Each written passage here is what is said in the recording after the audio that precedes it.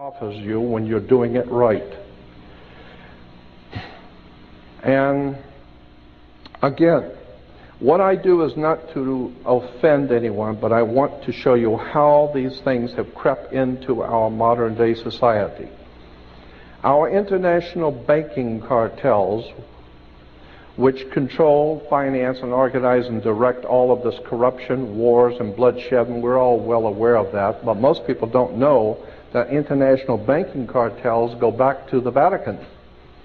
The Vatican, as far back as the 5th, 6th, and 7th century, was the power of Europe.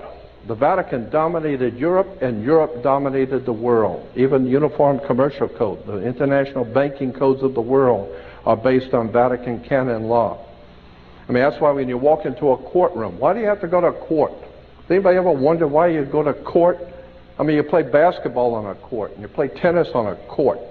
The whole idea on a court is to put the ball back in the other guy's court. That's right. It's just a game. Back and forth, they're throwing the ball back at each other, and the judge is there wearing a black robe.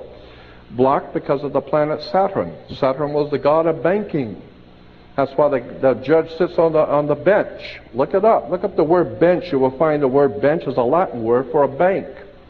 So the judge rules for the bank. He don't care who's going to win or lose. Somebody's going to pay. And he's going to get paid. What does he care? Okay?